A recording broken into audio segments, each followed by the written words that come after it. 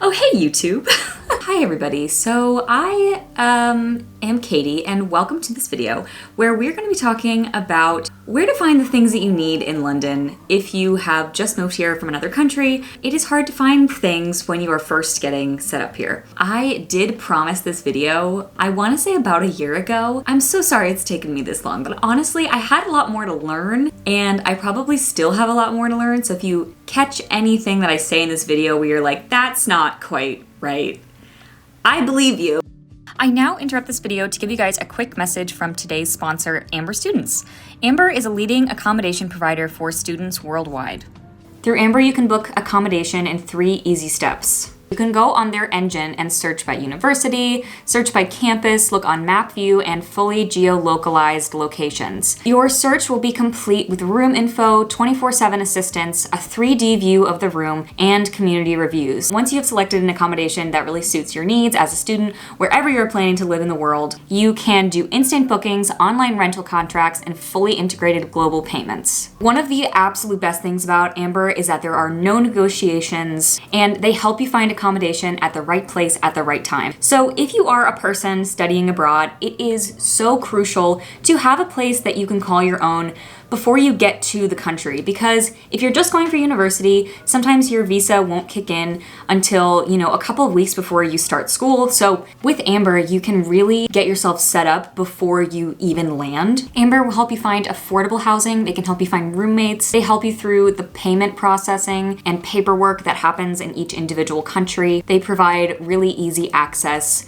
to housing in a situation where it's extremely uncomfortable because everything is new. So with the help of Amber, you can definitely find a place that you can call your own. Definitely check out the link below. I've only lived in England for I'm coming up on almost a year, which is very exciting. But yeah, okay, skip to this timestamp if you don't care about my life, which is totally fair. Yeah, so I took a little bit of a break from YouTube. I was really trying to be on it, but then a bunch of stuff happened. And if you can't tell from the background, I have moved, which I'm not gonna get into why, but I'm very happy where I am right now. I'm in such a great location in London, and I love my room, my roommates, and it's a really good situation. All positives. And then I also went home for about a month, just go see my family and just sort of take some time off, because I have been working on a really big project for my master's degree, and it will actually be going on this channel, which is really exciting. So I feel like it'll be coming out in December, and something that I've been pouring a lot of my time, my energy into, and it's something I'm really excited about, but it is just sort of eating up a lot of my creative energy, just sort of easing back into the YouTube life. So you might be coming here as an American and be, or from another country and being like, oh, it'll be pretty easy to find things. And I feel like, actually, I think if you're European, the transition to somewhere like London or England is a bit of an easier transition, I would potentially assume, because things are sort of set up the same way across Europe. There are just stores in America where you can get anything that your heart desires. You really don't have to go to different places. You can just go to Target. But it's taken me a really long time to figure out when I actually need something, if I need a cord, or if I need a certain thing for my house, or if I need just very specific items that only would pertain to somebody who's moved from abroad, that I absolutely need in my life. It is so hard to find things. I still find it hard, but I found it much easier, and this is where we're getting into our video. So we're gonna start with grocery stores, and then just my sort of fix-all hack for anything. And I forgot, so I'm a student, right?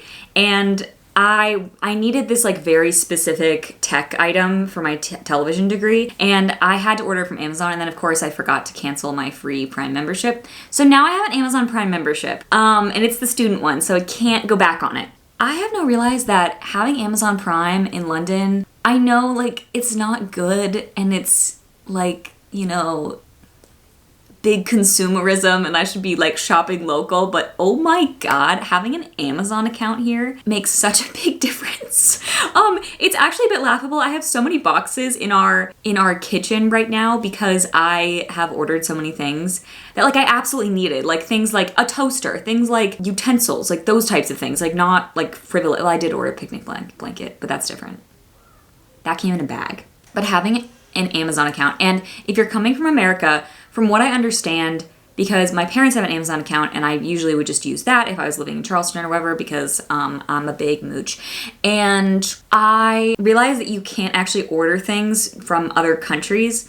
So like you can't use your Amazon account interchangeably. So I finally got a UK Amazon account and it has saved my life. So the next category we're gonna be talking about is grocery stores. There's like 4 big ones. So there's Tesco, Sainsbury's, Lidl, Waitrose, Co-op, M&S, and then there's probably other ones, like there's like little local shops and things like that, but these are the big ones that I'm gonna be talking about. So somewhere like Tesco, Lidl, and Sainsbury's, they all have like sort of club card memberships. They're gonna be pretty like low cost. And then as soon as you get to things like Waitrose, Co-op, and M&S, those things are gonna be like a little bit pricier, sort of in the US where it's like going to a Giant versus a Whole Foods, that type of thing. However, I will say coming from the US, I do find groceries here to be less expensive in general, which they are having like a cost of living crisis here, and that's really more to do with like wages versus like how much things cost. That's like one of sort of like the biggest things that I've learned since being here. So throughout London, there are, you know, big Tesco's, big Sainsbury's,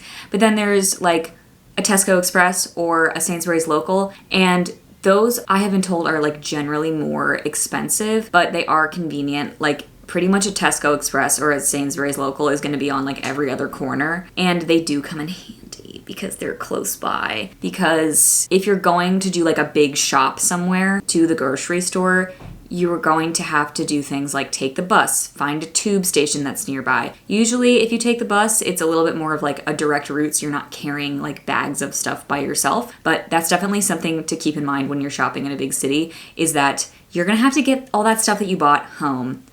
And then with all of these stores, especially with like Tesco and Sainsbury's, it just makes sense to get a club card. And so with Tesco, I really struggled with getting a club card for a really long time. And I couldn't explain to people, but like it wasn't as easy just like downloading the app because my phone was American and it was like tied to American stuff. I actually had my phone stolen about a month ago now, and I got a British phone. Long story short, I now can get the Tesco app, but before that, I had to apply for a physical card online, and you have to like go through a bunch of steps. It doesn't take long, but I definitely recommend doing that because you don't want to be paying full price at Tesco or Sainsbury's. Like it's not worth it. Okay, so now we're going to get into home goods. So if you're like settling into your dorm or your flat, if you're studying abroad or you're moving abroad, there are going to be things that you're going to need, such as like pillows, duvets. This chair I had to buy somewhere, mirrors. My mattress was really uncomfortable. That was like one of the biggest things. So I had to get this gigantic mattress protector, and somehow I had like shoved it in an Uber last October. It was a very weird experience. Places that you can get home goods things are going to be IKEA. There are a couple of big IKEAs in London, and that is going to be in Hammersmith, which I actually live nearby, in Fulham, which is very convenient. And then I think there's also one in Croydon, which is quite far from me, so I have never been to that one, but it's a good option. And then things like Zara Home, Primark, Amazon, obviously, Flying Tiger Copenhagen. I have gotten so many just like little things that I needed. Like I had this mirror for my desk, and I think it was like £3 or £4. And you can just get little things that you don't really think you need, but then once you've settled into a place, you're like, oh, actually, like, I really need a makeup mirror, or I really need a little storage container, things like that. And then sort of like the more expensive home goods is something called John Lewis. And when I lived in Edinburgh, this seemed to be like the only place that I could find, because I was just really confused about where to find home goods. But that is going to be a little bit more expensive. So if you can find an IKEA, or honestly, Amazon has been the cheapest and the best for buying things like that. It is a bit of a hit or miss, but charity shops are a really great place to find things like, you know, plates, glasses, glassware. You can buy like little rugs there. You can buy like picture frames. There's all sorts of kind of random things that you'll find in a charity shop. And if you don't know what the charity shop is, it's sort of like a Goodwill, but they're sort of peppered throughout the city. So things like British Red Cross, Oxfam, British Heart Association, I feel like is another one. They are all stores that when you go in, people donate, and when you purchase things, it goes to that charity. So that's why they call it a charity shop. Okay, this is a big one. So you're gonna need things, electronic things, or if you need stationery, pens, notebooks. I got so confused when I moved here the first time, and I tried to find everything that I needed in a Tesco, and I was running around this Tesco trying to find stuff, and I couldn't find anything. In London, if you're looking for any sort of cord, plug, SD card, I don't even know, like that's just a TV thing, but you're gonna wanna go to Ryman's Stationery. That's the only place that I've found that sort of has everything that I need. I've gotten like headphones there, that sort of thing. So yeah, if you're looking for anything in a pinch, I recommend that place. And then the other thing is like bath items and makeup. Sometimes in a Tesco you can find some beauty supplies. If you go to like a big one, you can find more stuff. But if you're looking for a very specific thing, like I use this like Cetaphil lotion, and for some reason I can only ever find this in an actual pharmacy.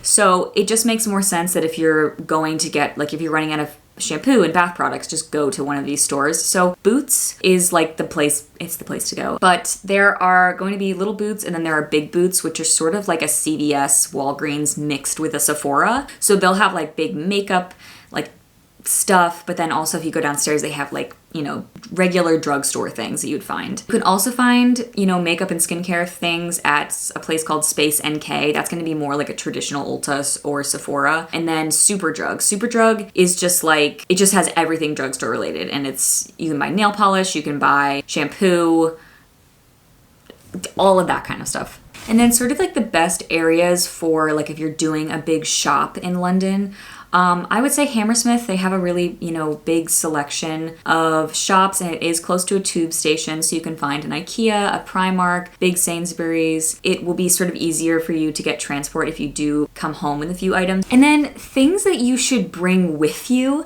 So I find it really hard to find candles that are cheap and smell good to me in London. I find that most candles are like almost a little bit more like perfumey, and I'm just kind of like a simple like vanilla candle, like little like sweet smelling type of thing, and I can't really find any of that here. So I would recommend, if you like those types of candles, to just bring them with you from home. And then top sheets. I cannot find a top sheet here to save my life. I ordered some from IKEA and then they didn't end up fitting my bed, so they fit like half of it. It's just like, it's such a big mess. So if you can, bring a couple top sheets with you if you're moving here, because I love my top sheets. Like, I don't know why, I don't know why you guys don't like sheets here. I love sheets. Anyway, thank you guys so much for watching. I hope this video was helpful. Give it a like if you did, and subscribe because I will be posting more videos about London life. And yeah, remember, Lisa says to have fun. Ba ba da ba ba ba ba ba ba ba ba